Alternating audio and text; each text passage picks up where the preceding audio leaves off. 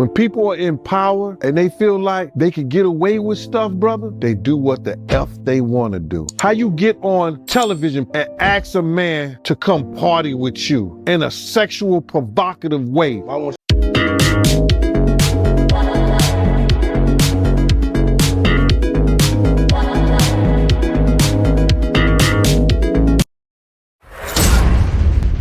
Party with me for your birthday, man. We partied for my birthday before. You came to my party. No, but me and you ain't never really party, you know what I'm saying? Fabulous looks stunned instead of saying, what are you talking about? Party with you how? You out your mind. He don't go that route with him because of Diddy's power. Look at what he did to making of the band. Tell me one making of a band member that made it doing anything. Diddy has so much power that it scared people. The greatest radio host in New York City was fired and moved out because she posted a picture of a guy pulling his pants down. Those people that want to be in that business are scared by power like that. He had got to the point he was so high and so mighty, they wouldn't be able to eat in that business ever. More than 1,000 bottles of body oil and lubricants and IV treatments after these freak-off parties. If you want to know why P. Diddy is getting arrested, I just went through the 14-page indictment that was just released. I'm only going to show you the parts that you need to see from this so you don't have to go through the whole thing. But again, this is going to be a lot to try to censor on here. There's tons in this document. So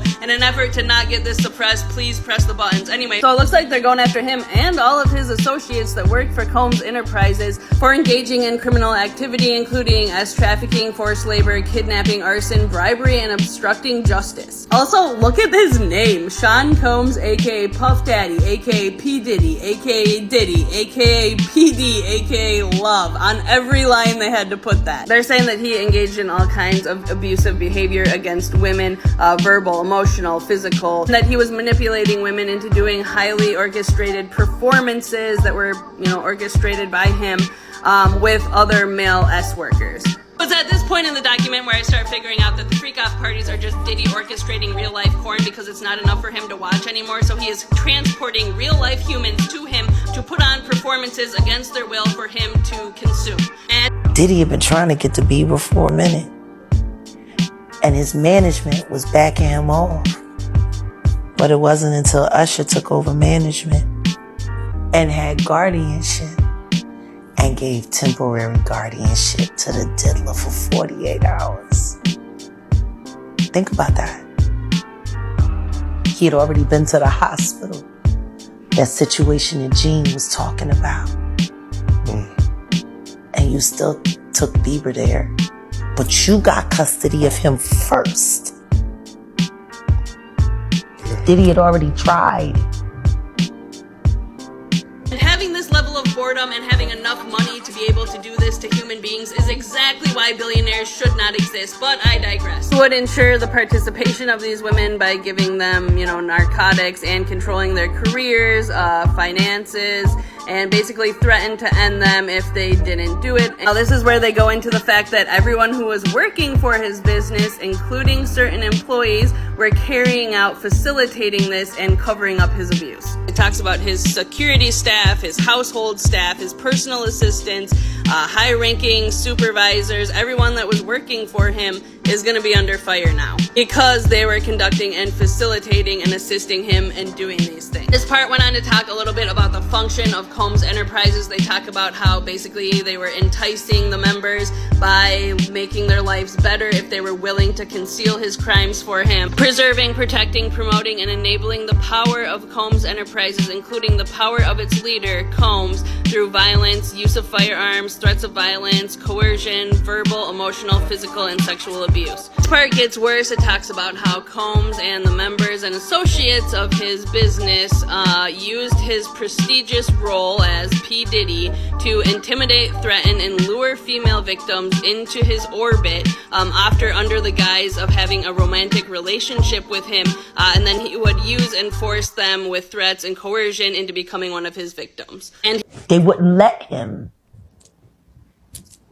Actually, someone made reference to the fact that Diddy trying to get at Bieber the way he was trying to get at Bieber was looking a little predatory. And then Usher came in and discovered it and managed him and got custody of him and promised to look after him. and then he sent them to the diddler. Does that sound like a good guy? It's horrible. Does that sound like a good guy? Now that we know what Diddy's really like. They're not seeing what the intentions was in his heart when he took Justin Bieber there. Oh. Let's be honest. He took Justin Bieber there.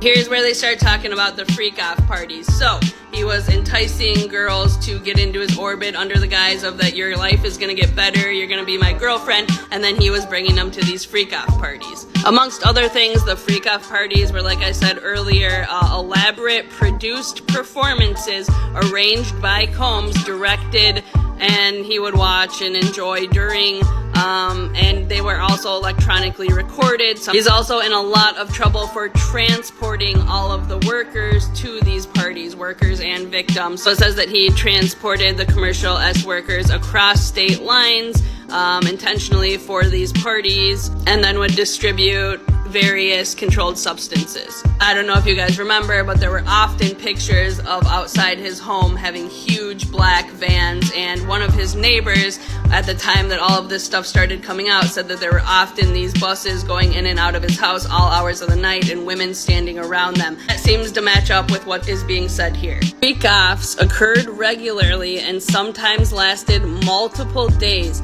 Combs kept videos he filmed of the victims engaging in the acts with the commercial workers, and after these freak-off parties, Combs would typically provide IV fluids so that they could physically recover from the exertion and the substances. His team is in trouble for booking rooms for these parties to occur, and also for making sure that he was set up with everything he needed, including the substances, the baby oil, lubricant, linens, anything that he would need for these parties. Basically, they're saying there's other people involved in helping him facilitate this, and they're all going down. Victims of these parties were often subjected to all kinds of abuse, and afterwards, Diddy would maintain his control over them by promising them careers, threatening physical violence, granting and threatening and withholding financial support over their head, coercion, all kinds of things. This also says that he would maintain control over them by supplying them controlled substances, which probably means getting them hooked on them, which is exactly what his past bodyguard said that he had planned to do to Danity Kane. Apparently,